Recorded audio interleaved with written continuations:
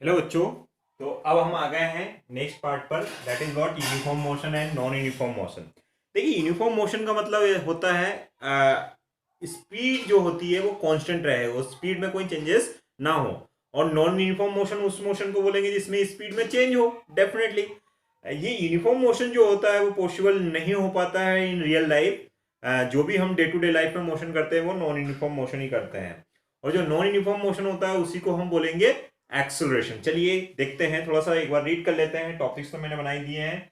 क्या है uniform motion, इससे रिलेटेड हम ग्राफ्स देखेंगे, बट इसमें सिर्फ डेफिनेशन देख रहे हैं। So what is uniform motion? Motion of a body is said to be uniform if a body covers equal distances in equal interval of time. मतलब 1 minute में अगर 1 मिनट में अगर 1 किलोमीटर कवर हो रहा है तो नेक्स्ट 1 मिनट में भी कितना होना चाहिए? 1 किलोमीटर। नेक्स्ट 1 मिनट में कितना होना चाहिए? 1 किलोमीटर। लाइक दिस, जैसे 1 में 1 तो 2 में 2, 3 में 3, like this, right? That type motion is known as uniform motion. अब ऐसा जरूर नहीं है 1 सेकंड में अगर 1 किलोमीटर है तो ऐसा ही 2 सेकंड में 2 किलोमीटर, लाइक दिस। मतलब टाइम का जो डिफरेंस निकालें प्रीवियस नंबर में से, मतलब नेक्स्ट नंबर में से जो प्रेजेंट नंबर है उसको अगर माइनस करें, है ना, तो वैल्यू सेम आना चाहिए, कांस्टेंट आना चाहिए। ऐसे मोशन को हमने बोला है यूनिफॉर्म मोशन। लाइक देखिए, ग्राफ थोड़ा सा मैं बता देता हूं। ये देखिए, यहाँ ओरिजिन में अगर हम ग्राफ प्लॉट करें, ऐसा ग्राफ आए, ये इस टाइप से ग्राफ, ये देखिए लाइक दिस। सॉरी, ये इसको यहाँ सेंटर में कंसीडर कीजिए, ठीक है। जैसे ये 5 है, ये 2 है, 5 है, ये 10 है, ओके। ये 2 है, ये 4 है। देखिए 4 - 2 कितना आना चाहिए? 2। ऐसा ही 10 - 5 कितना आना चाहिए? 5। अब ये डिफरेंस हमें हमेशा आता आना रहना चाहिए। तो ऐसे मोशन को बोलेंगे uniform motion. Non uniform motion मतलब इसका opposite. So when a body is not moving with a constant velocity, अगर कांस्टेंट वेलोसिटी से नहीं मूव कर रहा है, कांस्टेंट से था तो यूनिफॉर्म था, it's motion is said to be non uniform motion. चलिए, अब नॉन यूनिफॉर्म मोशन है तो स्पीड का इंक्रीज या डिक्रीज होना होता है, और स्पीड के इंक्रीज और डिक्रीज होने को या वेलोसिटी के इंक्रीज और डिक्रीज होने को ही हमने बोला है एक्सेलरेशन। तो एक्सेलरेशन क्या है ये भी समझ लेते हैं। जो जैसे हम गाड़ी को एक्सेलरेट करते हैं ना, ऐसी आवाज, ऐसे करके स्पीड जो बढ़ाते हैं, वेलोसिटी जो बढ़ाते हैं, उसी को एक्सेलरेशन कहते हैं। और वेलोसिटी को कम करने को हम रिटार्डेशन बोलते हैं। देखते हैं बच्चों क्या है ये।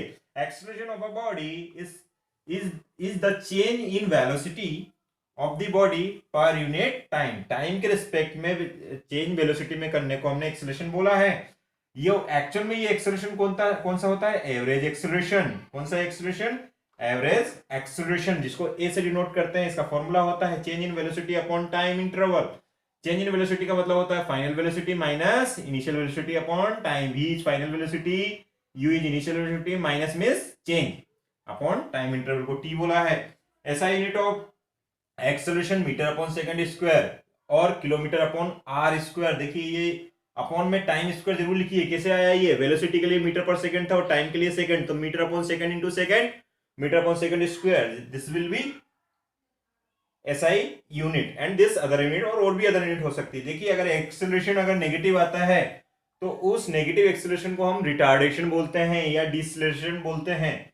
डिसलेशन और रिटार्डेशन आया बच्चों समझ में? चलिए एक छोटा सा न्यूमेरिकल सॉल्व कर लेते हैं एक्सेलरेशन और रिटार्डेशन का। जैसे फॉर एग्जांपल के लिए एक न्यूमेरिकल देखते हैं। लेट लिखिए, let any object is moving, any object is moving with initial velocity, with initial velocity, initial velocity क्या क्या लिखते हैं? u 20 मीटर पर सेकेंड, and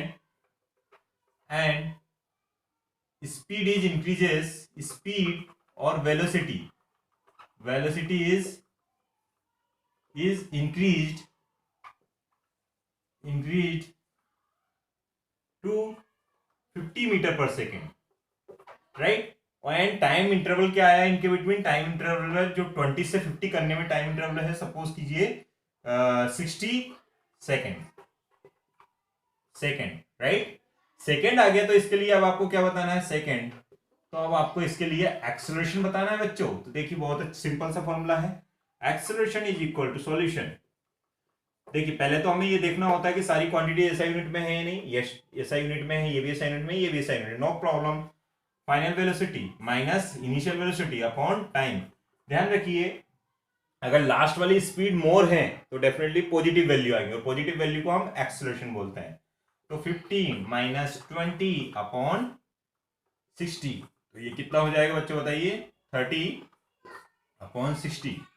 50 माइनस 20 30 होता है, राइट, और ये 60 हो गया तो 1/2। 1/2 means 0.5 metre upon second square. This will be acceleration. बोलिए समझ में आ गया।